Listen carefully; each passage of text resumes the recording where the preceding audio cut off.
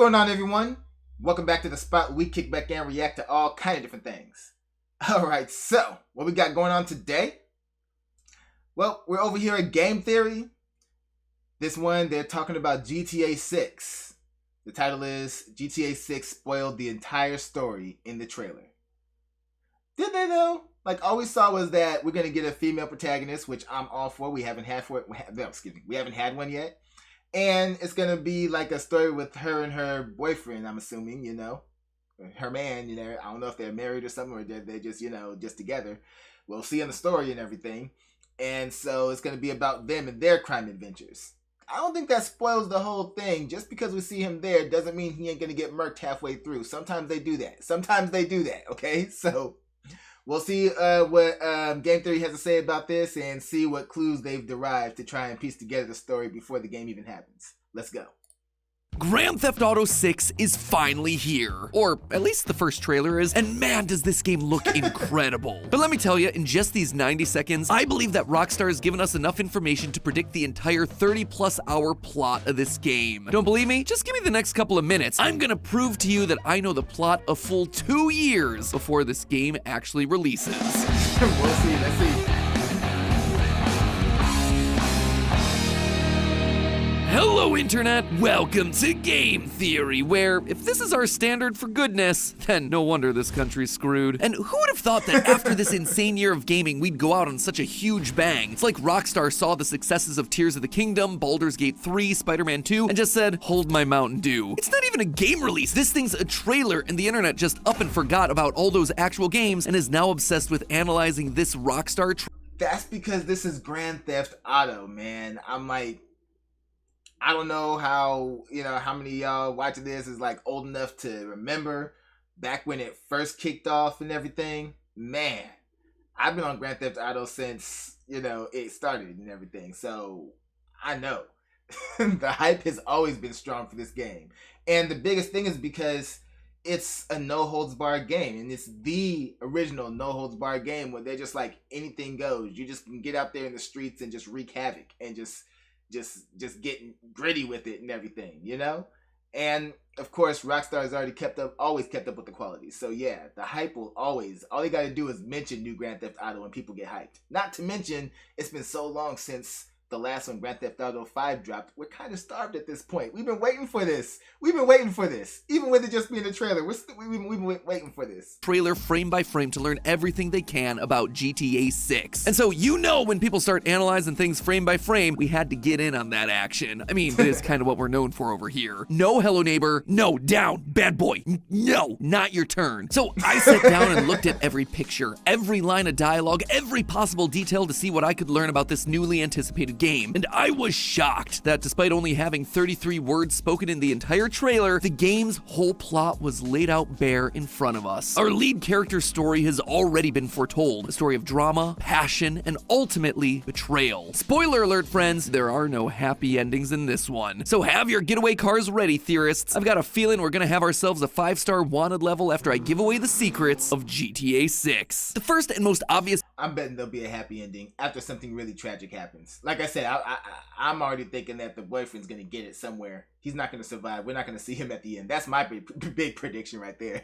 Piece of evidence coming out of this trailer is probably the backing track. So let's just start there. Music is one of the most important parts of any trailer. It's gonna help set the tone, it's gonna emphasize the setting, the location, and if it doesn't fit, you're really gonna notice it. But Rockstar also has themselves a habit of taking the use of music one step further. They tend to use songs with specific lyrics to hint at what their story is gonna be about. You can see them playing with this concept during the build up to GTA 4. The core plot was pretty obvious, thanks to the dialogue telling us that the lead character Nico was looking for someone, but the lyrics of the song actually took this a step further. In a TV trailer, they used the song Vagabond by Greenskeepers, which opens with lyrics like this, quote, "From far away I came, got away from seeing red. I want to shoot you down now for the things you did. I came a long way to see you, now I wish you were dead." And when the game eventually came out, it was revealed that Nico had traveled from Yugoslavia, a faraway place, to kill the man who betrayed his unit in the Yugoslav wars. A man that made him see red with with anger that he now wants dead. See what I'm saying here? It is not subtle. Lyrics are giving us more context around the main plot of the story. Rockstar then continued doing this with the GTA 5 trailers, with the second trailer using the song Skeletons by Stevie Wonder. Quote again, "Skeletons in your closet itching to come outside." GTA 5 was all about Michael lying about who he was. His friends thought he was dead, but instead he'd made a deal with the FBI and went into witness protection. And when the song goes on to say, "She said it wasn't polite to tell a white one," he said one white lie turns into a black one. It's all about how Michael omitted the truth, telling small white lies to the people around him, which continued to grow into bigger and bigger lies, black lies, leading to massive altercations and, depending on the ending you chose, the ending of one of the characters' lives. So what song then is giving us all the information for this new GTA 6 trailer? Well, it's called "Love is a Long Road" by Tom Petty. The lyrics are coming from a man's perspective, singing about a woman that he loves. In the trailer, we're introduced to our two lead characters, Lucia and Jason, who appear to be romantically involved, which leads me to believe that this song is about them and their relationship, told from Jason's perspective. The first verse of the song uses lines like, "There was a girl I knew. She said she cared about me. She tried to make my world the way she thought it should be." And we see exactly this happening throughout the trailer. Lucia is the one running the show. She's the one doing most of the talking, giving us a big speech about how they need to stick together. She's the one counting the money in the car. And when they're robbing convenience stores, she's the one leading the charge. That's why all these lyrics feel so passive and more focused on what she thinks is best rather than what he wants. She tried to make my world what she thought it should be. So the fact that the lyrics are lining up with what we see in the trailer means that the rest of the lyrics in the song could probably be offering us more clues about what to expect in the game. For starters, we know that their relationship will eventually come to an end. The lyrics from the third verse say, "It was hard to give up. Some things are hard to let go. Some things are never enough." Notice that it's all being said in the past tense. This long road of love that this couple was on, it's over now. But why? Well, let's again look back at the lyrics. Some things are hard to let go. Some things are never enough. It seems to be referring to their lives as criminals. Either the money that they're getting or the thrill and adrenaline here is never enough. There's always gotta be just one more heist. The trailer places an emphasis on money in the final few shots. We get a nice big close-up of Lucia holding a big old wad of cash in the front seat as the police drive past, and we only see him pulling out guns in convenience stores, places where the only thing you're gonna be taking is petty cash from the register. It's likely that one of them wanted to get out of this life and the other one kept them in. We also get the line, "I'll give her one more chance." In fact, we actually get that line twice, which solidifies the idea that this is all about Lucia. She's the one calling the shots and seems to be the one that's more focused on doing just one more heist. But Jason, well, it seems like Jason may have other plans. You see, when looking back through the trailer, I noticed that Jason's face is never fully shown. It's always obscured in some way. The two major shots of him are in the car and during the ending motel scene. Both times, we only get to see one half of his face. This is classic visual shorthand for someone hiding a part of themselves from us. By hiding one half of their face, we never actually get to connect with who they really are, get a sense of their full character. Think about like the Phantom of the Opera. He's hiding half of himself under a mask. We don't get to see the other half of who he truly is until the mask is removed, and finally then we realize, yeah, that guy, he's not that great. He was actually hiding a lot of awful stuff. The burns on his face, but also symbolically the evil in his heart. Compare that to Lucia, who regularly faces the camera practically straight on. She has nothing to hide. The only time that we see Jason forward facing in this entire thing is during the heist sections, where he and Lucia are wearing bandanas to hide their identities. So again, not allowing us as the audience to fully see who he is or get a sense of whether or not we can truly trust him. And trust is actually a key point here. It's literally the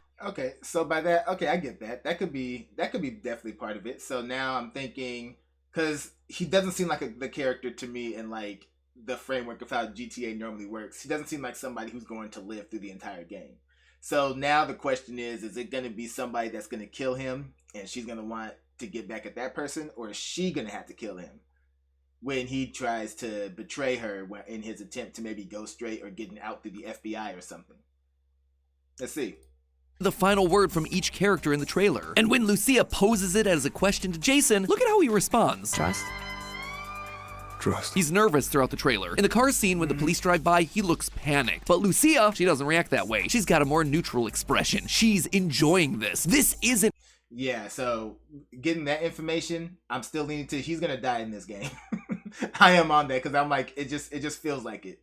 But most likely now we're gonna have to take him out after he tries to go straight and then turn us in and betray us. Or this entire trailer, because it could be a flip on that. Because she's in prison when we see her in the first scene, then it goes to these. What if it's the reverse? What if this is like the beginning of the game, and these beginning missions, he turned you in, and then you go to jail, and the real game begins when you're finally getting out? Her first rodeo. Then again, presumably it wouldn't be Jason's either, so why is he so nervous? What secret is he trying to hide? What game is he playing? Well, before we get to the games that Jason is playing, let's talk about the games that us theorists are playing. The sponsor of today's episode, Watcher of Realms. It was us versus do it again and show the world the power of theorizing. And if you didn't join in last time, it's totally okay. Watcher of Realms has created a user-friendly, time-saving hero development system, so you can still get loads of free, powerful, epic heroes in early stages. Development system, so you can see stages. Thanks again to Watcher of Realms for sponsoring this episode, but now I should probably explain what I mean about Jason playing games with Lucia. You see, I wasn't the only person to notice that Jason was acting a little bit shady. There were a number of people who took to Reddit to write up their own very compelling theories as to what's going on with Jason. So I thought we should probably talk about those theories in a mini Morty. Gonna talk about a popular theory for a minute, that's why we call it a mini Morty. The overwhelming majority of theories that I saw circulating online were claiming that Jason's worried about getting caught by Lucia because he's an undercover cop, one that was assigned to get close to Lucia in order to take her down from the inside. But while on this mission, he begins to fall in love with her. If we go back to the Tom Petty lyrics, she's changed his world, and that's why love feels like a tough and long road, because he's fighting with himself as to whether he follows his orders or his heart. And during the events of the game, he's eventually gonna snap as Lucia continues to push for more and more, ultimately pushing him into something that he doesn't want to do, crossing his moral boundaries. Now, all of that might seem like a bit of a stretch, but there is more evidence here. Firstly, user Willie points out that if you look real close on that second to last shot of Jason, you can see two small holes in his ears. Those are earring holes, and it seems weird that he wouldn't be wearing them, which leads to the idea that he might have gotten rid of those in order to go undercover. His haircut also raised some suspicion because, as user God Garbage puts it, Jason really does have that cop haircut too if you think about it. User Jojo Reddit also points out that during the trailer we see a body cam shot from a white police. Oh man, the haircuts, that's what we're going off of. That's hilarious. Oh man, but him being an undercover cop might fit. I'm like, from the nervousness, because undercover agents are usually trained to not sound nervous and obvious. So I feel like might be a dude who ends up deciding he's just gonna turn around to get out.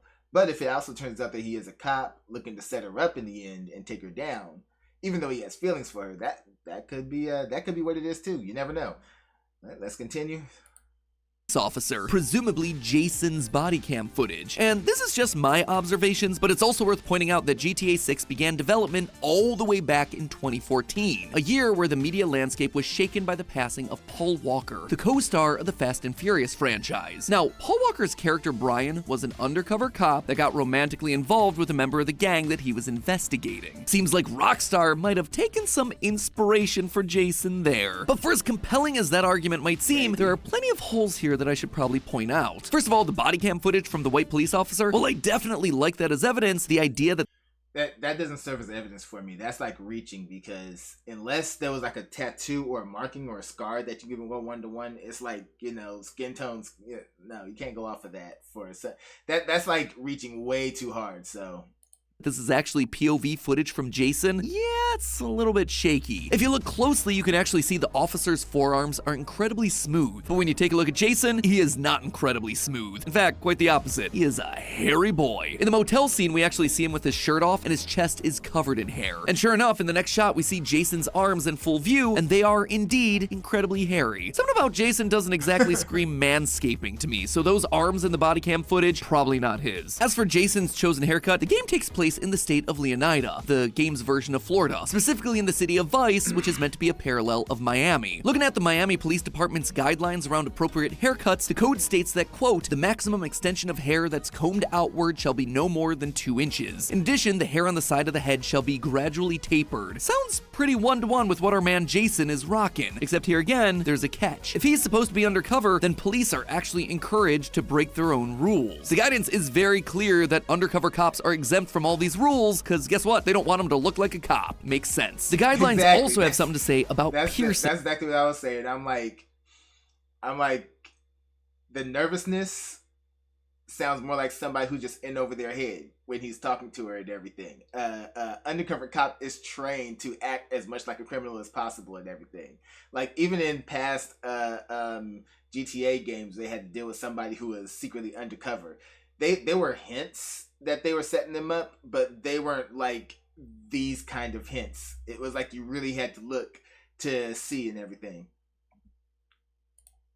Things as well. Quote again, earrings of the small post type that do not hang below the earlobe may be worn by civilian female employees. That's right, male officers from Miami aren't allowed to wear earrings, which means that the idea that he's missing them in these shots because he's gone undercover is actually getting the whole thing backwards. Much like the haircut, he would more realistically have gained earrings as a part of his cover, not lost them. All of this is to say that while I really like the idea of him being an undercover agent, sadly the evidence just doesn't really stack up. I suppose he could still be helping the cops as an informant rather than being an actual police officer, which would explain away things like the haircut and the earrings, but I have myself a different solution. While we've all been busy analyzing what's up with Jason in the trailer, I think it's all a red herring. I still believe the song is Jason's story, but I also think it's distracting us away from the real betrayal that's gonna happen in this game. And it all comes down to this screenshot right here. That symbol in the background, that's the state seal of Leonida. And it's very similar to the seal of Florida, you know, the place that Leonida's based on. The Florida seal depicts sable trees, the state tree, a Seminole woman spreading flowers, and a steamboat sailing before the sun breaks over the horizon. The Seminole woman is there to represent the indigenous people that lived there when European settlers arrived, with the flowers being spread representing the harmony between them as well as the prosperous land. The sable trees represent prosperity and economic success. The steamboat is a callback to the transportation advancements that the state made back in the 1800s, and the sun rays are there because the state shines proudly. The point of all of this is that these symbols aren't just there as pretty pictures, they have a meaning. So then, what's the state seal of Leonida trying to tell us? Well, in the seal, we also get the sunshine rays, the steamboat, and the palm tree, connecting it back to the Florida seal that this is based on. But there are also a few key differences. First, let's talk about the woman. Unlike in the Florida seal, where she's looking to the earth and spreading flowers and prosperity to the land, in GTA 6, we have a woman in a red dress looking off into the distance, longing for something beyond the land that she's currently standing on. This would match what we were saying about Lucia earlier in the video. She's longing for something more. Things are never enough for her. It's always going to be just one more heist, one more payday, and then they're going to be able to leave this place and start a new life. But then take a look at the rest of the image. There's a snake hanging from a tree behind her. A snake in a tree is always going to be symbolic of one thing, the Garden of Eden, where Satan took the form of a snake and tricked Eve into eating from the tree of knowledge. This then leads to the original betrayal, where the woman Eve betrays Adam, leaving the couple to get yeeted out of the Garden of Eden by God. Snake in tree equals deception, lies being whispered into the woman's ear, promising her good things that'll actually lead to tragedy and downfall. The woman in the seal wearing red is also interesting. Red is symbolic of anger, it's symbolic of evil, it's symbolic of temptation. Remember that scene in The Matrix where Neo sees a woman in red, but then he looks back at her and it's suddenly an agent pointing a gun at him? It's evil hiding in plain sight. It's betrayal. There's also the classic biblical example of a woman wearing red, the whore of Babylon. She's a personification of the city's rulers that have fallen to corruption. Red is corrupt. So really, every way to Sunday, this seal is trying to tell us that the woman here is a betrayer. She's wearing red, she's looking out into the distance to get away, and she's being tempted by a snake. That woman, I suspect. And then also down in the picture, she's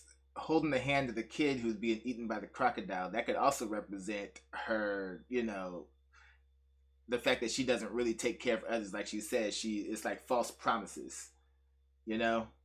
That could also be it. And he could be a victim of those false promises while somebody else is playing her as like the representation of the serpent. Maybe a character they haven't even introduced yet, that they're like, nah, let's not put them in there yet because that'll give away too much too early, you know?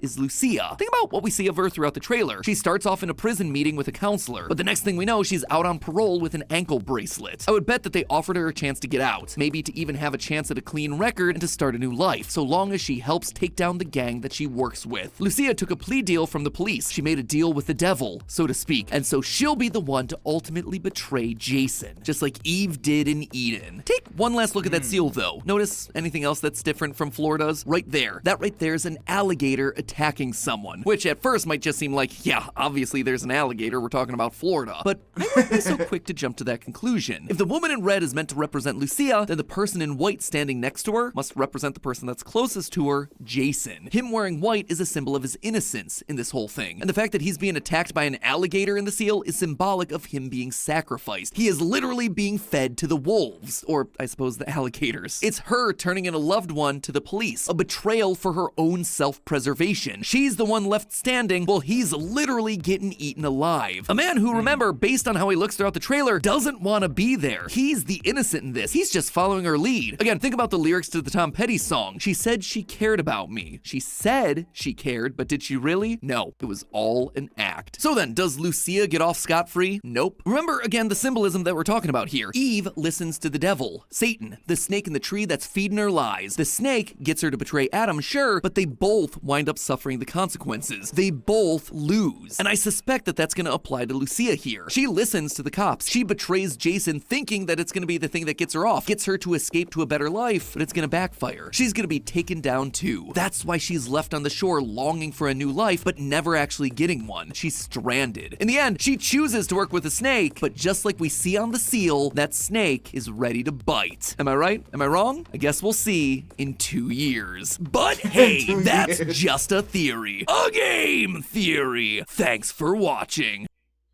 Oh man, yes. The fact that it's still going to be 2 years. But at least early predictions can be fun. So, a real interesting theory there. I'm standing by mine that he's going to die halfway through the game, or maybe even if they write a deeper story, he might even last until, like, you know, 3/4 of the game, or it might have to kill him at the end. Who's going to betray who, though? That's going to be the big question. Is he nervous because he's setting her up, or is he nervous because this doesn't feel right and ends up finding out that she's setting him up? I guess we'll have to see 2 years from now. All right. Well, anyway, y'all know what to do. Go down in the comment section. Let me know what y'all thought about this one. And let me know if you'd like to see me react to next. Hit that like button before you go. Share this video with everyone you know. And subscribe if you haven't done so already. All right. So, till next time, take care of yourselves. And I'm out of here.